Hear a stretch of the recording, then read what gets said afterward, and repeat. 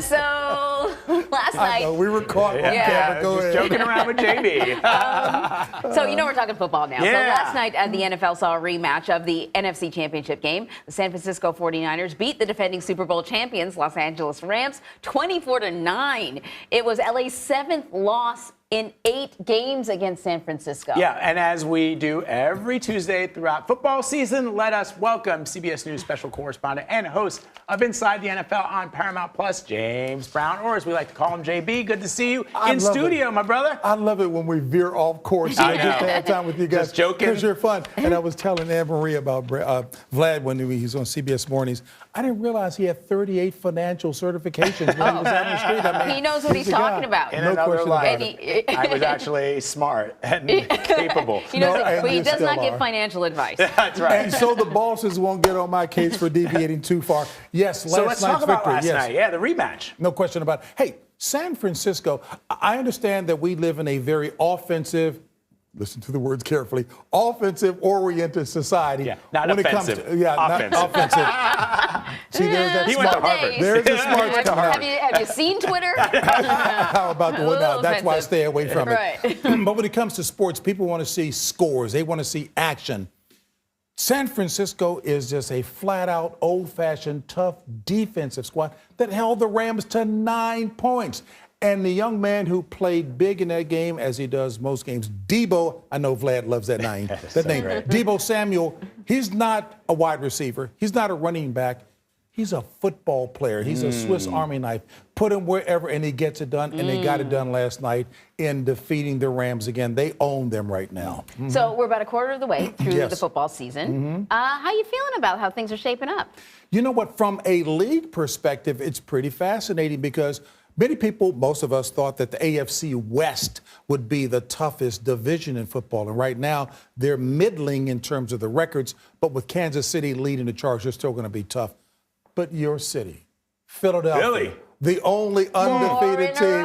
How about that? And talk about the progress that they've made from I mean, they one were year good to the last next. year, but- Yeah, they were. They made the playoffs. Yeah. But look here, Nick Sirianni, the head coach, give him some credit. He knows what he's doing. He's got the team moving in the right direction. And his faith and trust in Jalen Hurts, who has improved. The big thing about him, they were saying, oh, you know what? He's a running quarterback. He can pass.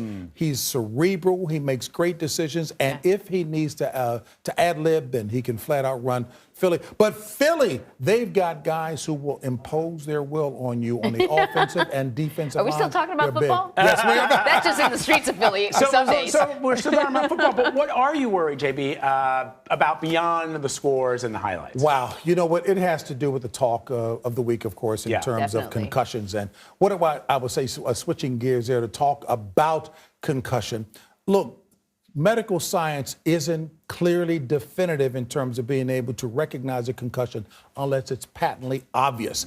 And you need neurologists there with equipment in the locker room. I know it's going to take league officials, the Players Association, the medical community, and coaches to really use the eye test. When you look at a player like Tua Tagovailoa, hitting his head on his field, he grabs his head and he's walking. It doesn't take a mental giant to figure that out. But guess what? The ethos in the world of sports, especially football, the guys want to play. They don't want their teammates thinking that they're weak by not going back in.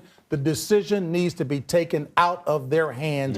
They can't make that decision because the consequences could be life-threatening down the road. We talked to Nate Burleson, who you work with every Sunday, and Nate said that when he would get, and he's had concussions, and when he got hit, his inclination.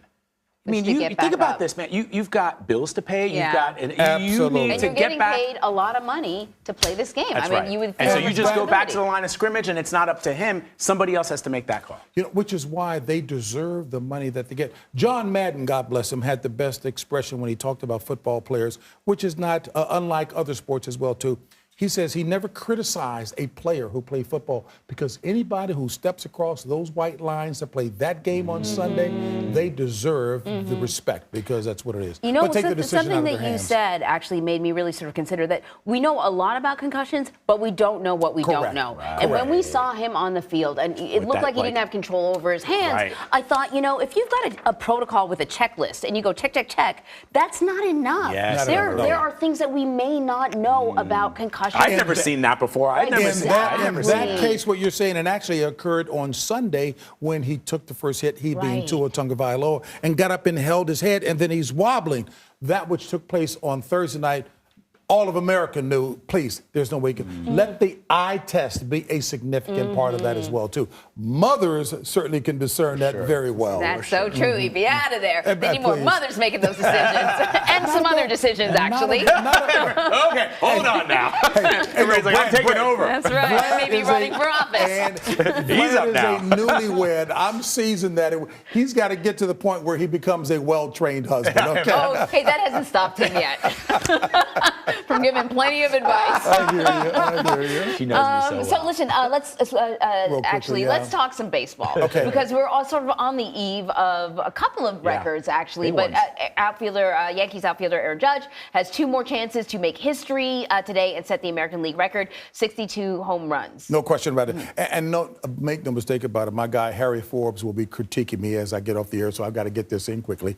Aaron Judge still has a couple of more opportunities to surpass, of course, Roger Maris, becoming the all-time American League home run leader, single season with 62. Right now he's at 61. Folks are pulling for him. And the excitement there is because there is not a hint of him having cheated with performance-enhancing drugs. That's a big cheer for what he is doing and why so many people are behind him. And then finally, I will say in baseball, yes, Harry, I'll get it in, is Mr. Albert Pujols, who has gone full circle, starting with St. Louis, back at St. Louis now. He's in that elite club of career home run leaders in the 700-plus club. He's got 702 or 703. That's right, career home runs, because he got another one. So, you know what? Cheers to those guys because they're doing it the right way. They're doing it clean. Yeah. I didn't call any names. No, I know. But you just look at the 4 guys or the three players that are ahead of him, and there, there's some questions about that. Well, but not Hank Aaron and not Babe. Not Babe. Yeah, so I guess process of elimination. All right, I'm done. Social media will be on me. I'm sure I'll hear about that. It's not the Babe and it's not Hammer and Hank.